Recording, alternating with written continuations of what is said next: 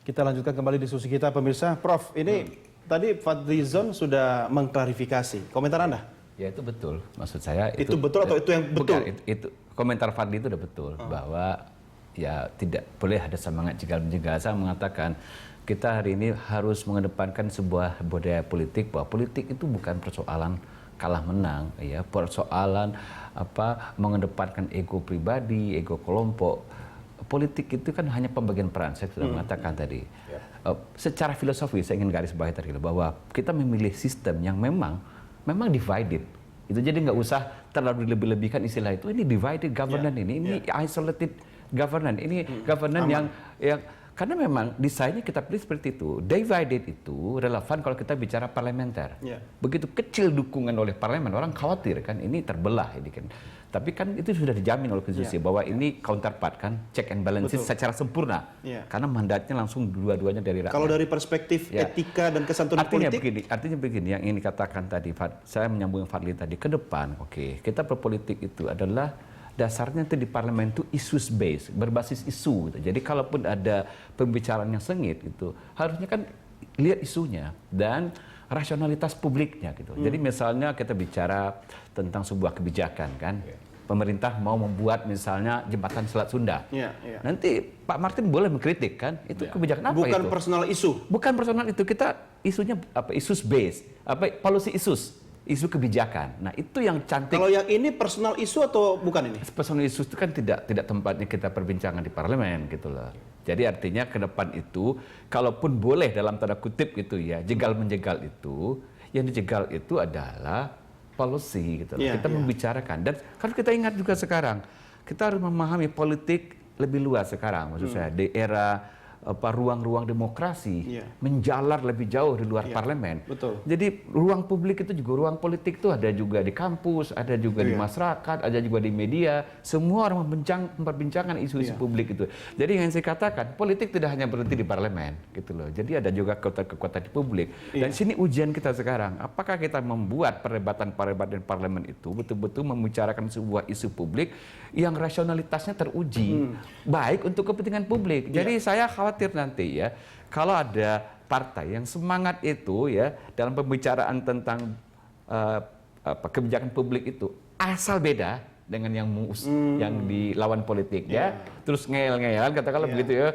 terus argumennya atau mempergunakan dalam kutip tirani mayoritas itu, dia bilang pokoknya kita voting aja, kami 3/4 di sini, padahal kebijakan itu bagus kan, 3/4 ini salah, asal beda aja atau salah kan, disalah-salahkan aja, nanti hukumannya oleh rakyat 2019. Ini menarik begitu juga Pak Sugeng. Ini kan koalisi Indonesia Hebat butuh kreativitas atau strategi yang di parlemen pun juga harus mendukung kebijakan Jokowi JK gitu kan, apalagi yang di eksekutif. Apa yang disiapkan? Jadi begini, bahwa interaksi antara pemerintahan Pak Jokowi JK dengan kami kan tidak hari ini saja. Bahwa apa yang akan menjadi kebijakan sudah kita uji baik secara akademis maupun praksis kebijakan. Dengan titik turunan yang sampai tingkatnya kebijakan makro-mikronya, detailnya sudah. Artinya apa? Bahwa apa yang dikemukakan nanti dalam bentuk tadi menyambung kebijakan-kebijakan itu sudah di kami ini, tadi kan nanya bagaimana persiapan kami.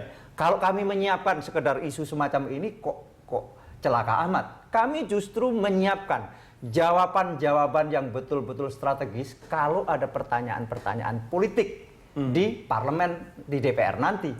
Karena memang itu ruangnya. Jadi segala kebijakan yang ada dikeluarkan. Misalnya satu contoh, dan ini pahit sekali, BBM ini mau bagaimana nih? Kami telah secara sadar, baik pengetahuan maupun implikasi-implikasi yang akan ditimbulkan, bagaimana mencegah implikasi-implikasi untuk tidak menyengsarakan rakyat, itulah kami yang sudah kita godok, kita olah sedemikian rupa.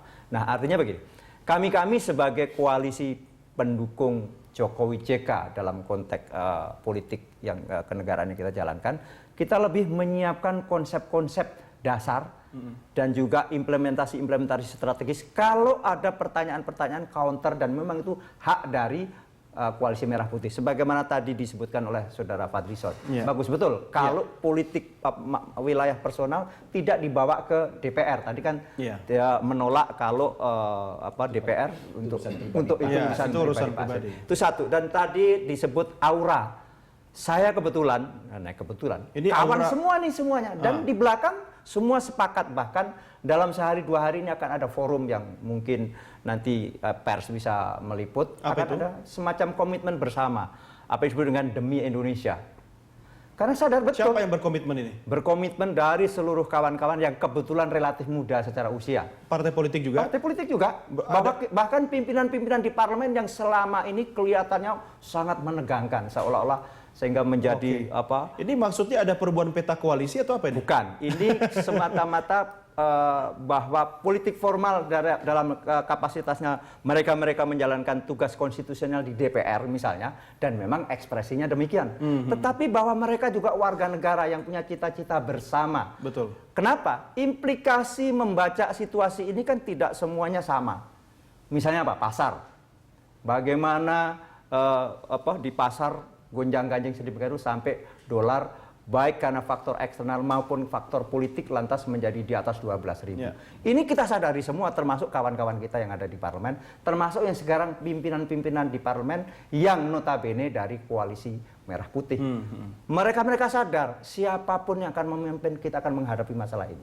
Kalau kita terlalu maju atau terlalu berlebihan memanfaatkan hak-hak politiknya yang tidak proporsional, implikasinya adalah negara bangsa dan rakyat. Ya, itu resikonya besar sekali ya. Resikonya besar sekali. Kita lanjutkan Itu disadari. di segmen berikutnya. Ya. Khusus buat Pak Martin, Anda jawab di segmen berikutnya. Pemirsa, kami segera kembali sesaat lagi. Tetap bersama kami.